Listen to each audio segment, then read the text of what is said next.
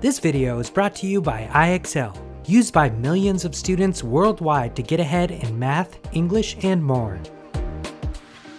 Today we're going to learn how to make inferences or conclusions using data from multiple samples.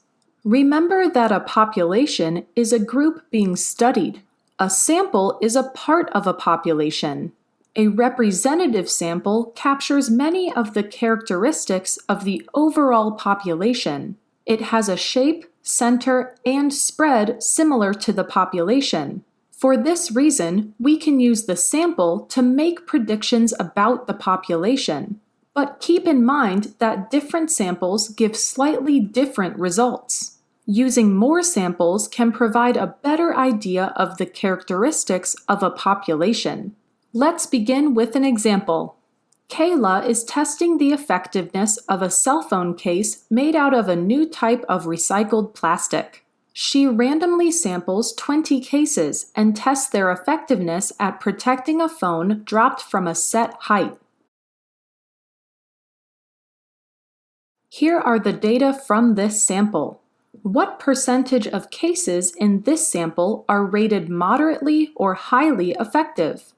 From this sample, 10 cases are rated as highly effective and 7 are rated as moderately effective. Together, that means 17 total cases are rated as moderately or highly effective. That will be the numerator of our fraction. The total number of cases is 20, so the denominator is 20. Remember that a percentage tells us how many parts we have out of 100. So let's multiply the numerator and denominator of our fraction by 5 so that the denominator is 100. 85 over 100 is the same as 85%.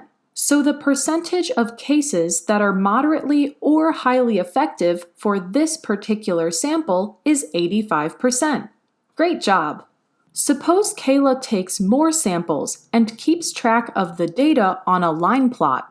We already found that the first sample was 85%, which we'll plot here.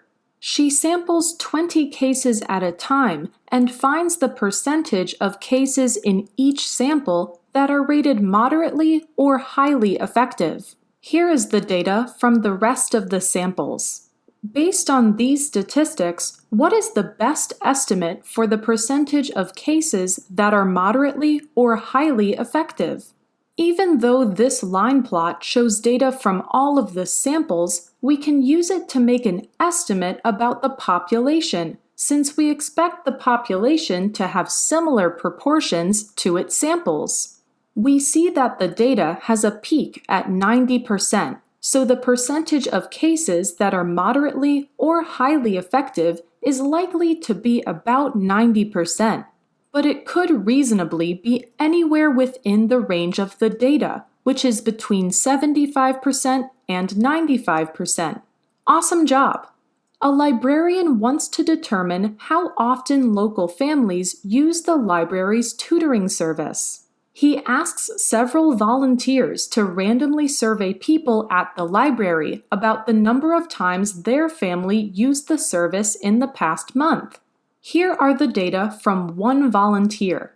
This time, we'll use the mean to describe this sample. What is the mean number of times families in this survey use the service?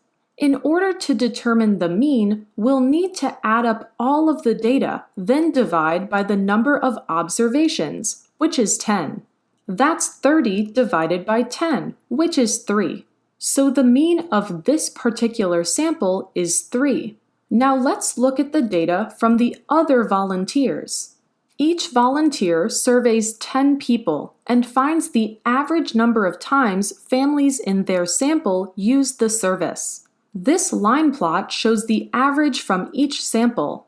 Based on these statistics, how many times per month are families likely to use the library's tutoring service? Notice that there is one sample mean, 10, that is very far from the others. This is called an outlier because for some reason this sample's mean was a lot bigger than the means of all the other samples. When making predictions about a population, we usually ignore outliers. So we can say that families are likely to use the library's tutoring service between 2 and 6 times per month. Nice work! Let's try one more example.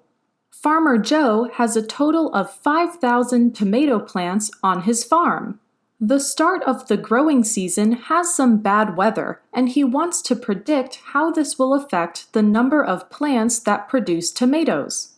He randomly chooses 10 plants from each row and counts how many of those plants currently have at least 20 ripening tomatoes.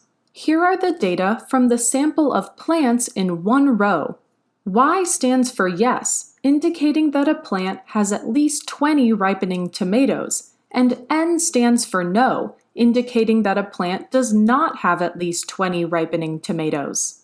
Based on the results of this sample, estimate how many of Farmer Joe's tomato plants currently have at least 20 ripening tomatoes.